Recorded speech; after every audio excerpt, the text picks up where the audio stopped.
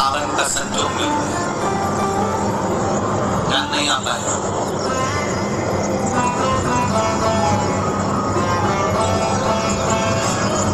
अधिक मास की अमावस्या, अधिक मास और सावन का मध्य भाग, समझ लेना जरा, बहुत ध्यान देने वाली बात है। राजा नल का गया हुआ धन वापिस मिला। राजा नल की काया जो काली पड़ गई थी, कारकोट नाग के डसने से जो शरीर बिगड़ गया था, कैंसर जैसा रोग हो, किडनी लीवर जैसा रोग हो, शरीर में सोरेसिस हो गया, घुटने डॉक्टर ने कह दिया बदलना पड़ेंगे, कमर दुख रही हो, तकलीफ, कैसी भी तकलीफ, कैसी भी जिंदगी का दुख, कैसा भी कष्ट, समझना जितना दुख आपकी जिंदगी में नहीं आया होगा, उससे ज्यादा दुख दमयंती और राजा नल के जीवन में आया। राजसी ठाट भाई ने छुड़ा लिया, पत्नी चली गई, पति दर दर भटका, सांप डस लिया, शरीर बेकार हो गया, सड़ता रहा, काला पड़ गया। पत्नी की वापिस शादी होने लगी, शादी होने के बाद भी बाबा ने कृपा कर दी।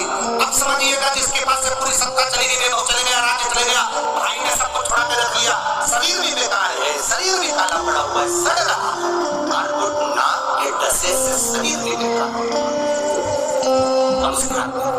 पत्नी दमयंती ने कहा, पत्नी कर रही है,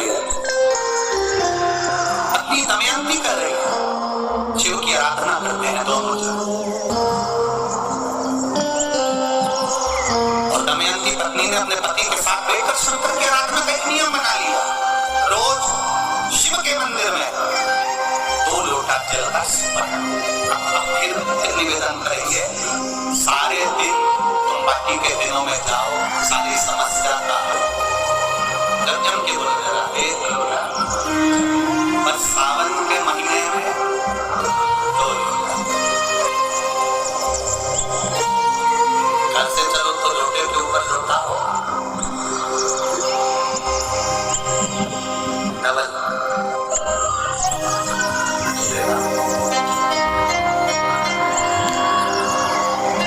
डबल और मंजिल डबल कर देगा, और तुम्हारी आय डबल कर देगा, और तुम्हारी जिंदगी के सुख को डबल कर देगा, पता नहीं चलेगा। और मंदिर में जैसे ही प्रवेश करो तो दोनों हाथ में, देहरी पर चढ़ने से पहले तो हाथ में कलश हो और शिव का मूल स्मरण, श्री शिवाय नमस्तुभ्यं बोलते हुए देवादिदेव महादेव को ध्यान करना। तो याद दमयंती और नल ने नियम बनाया। अब इनको मालूम नहीं पड़ा कि सालों निकल गए, निकलते निकलते इनको नहीं मालूम पड़ा कि मलमास आ गया, और मलमास आया और वो मलमास वो अधिक मास सावन के महीने में आ गया। संजोग ऐसा बन गया कि मलमास पूरा धीरे धीरे धीरे धीरे करते करते सावन के 15 दिन निकल रह गए, 15 दिन उधर रह गए, बीच में मलमास फंसा था। इस अधिक मास का पूरा महीना निकला, अमावस्या का दिन आ गया, और इधर सावन लग रहा था, इधर अमावस्या बढ़ गई, तो दूसरे दिन सावन के 15 दिन पढ़ना थे, शिव के पढ़ना थे। और शास्त्र कहता है अधिक मास का आखिरी दिन और सावन का महीना वापिस लग रहा हो, उस दिन 33 बार भगवान शंकर के मंदिर में खड़े होकर अपनी जिंदगी का सारा पुण्य चमका देते हैं, पूरा पुण्य।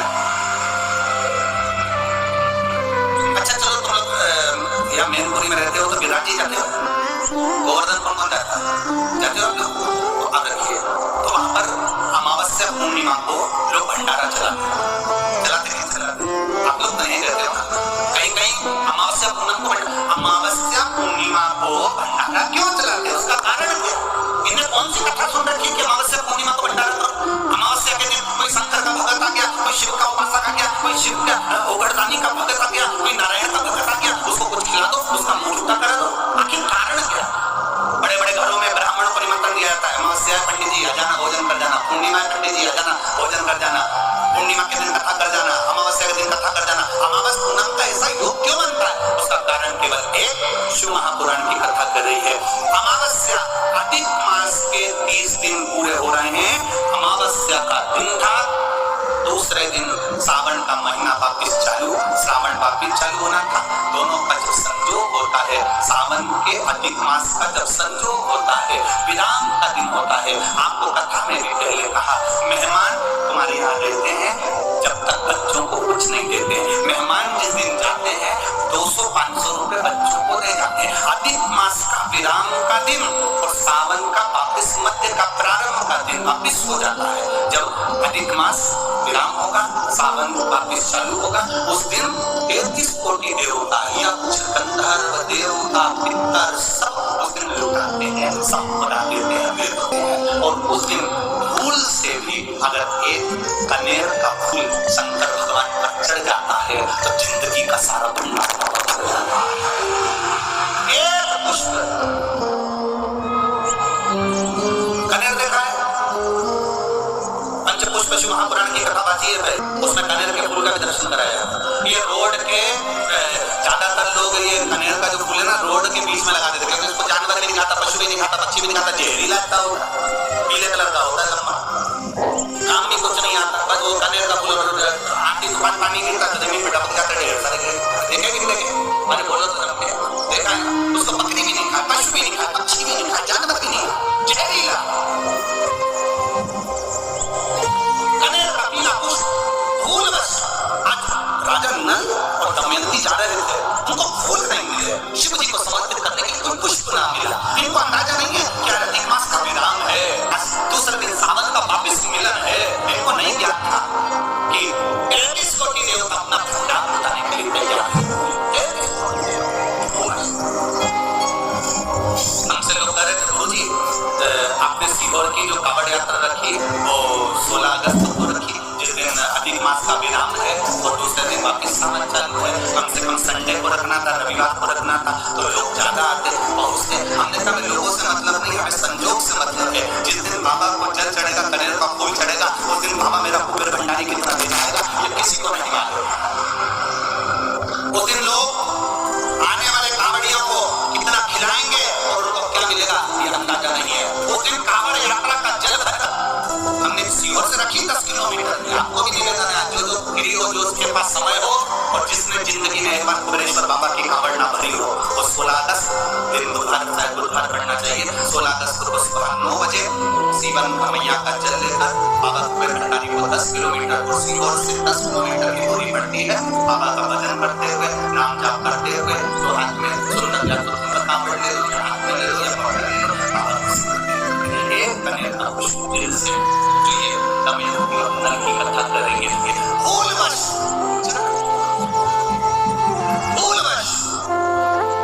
अनायास मालूम नहीं है कि कनेर का पुष्प चढ़ गया, अब इनको पुष्प ना मिला, ना मिलने पर इन्होंने देखा मार्ग से जाते जाते इस पुष्प पर ना पक्षी बैठ रहा है, ना पशु बैठ रहा है, ना इसको कोई खा रहा है, ना कोई जान रहा।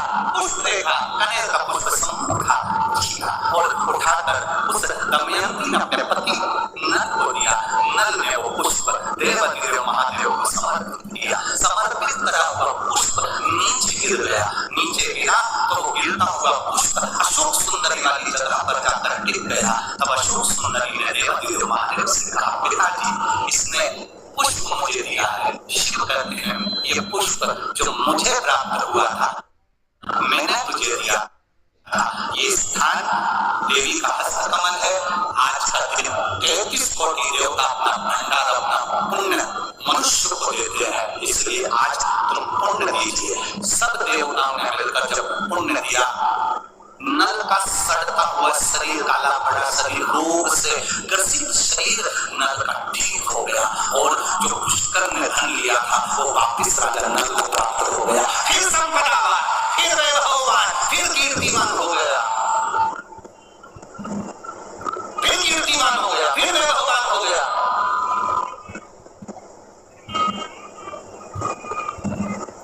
अब दिया किसने? जब के बोले देव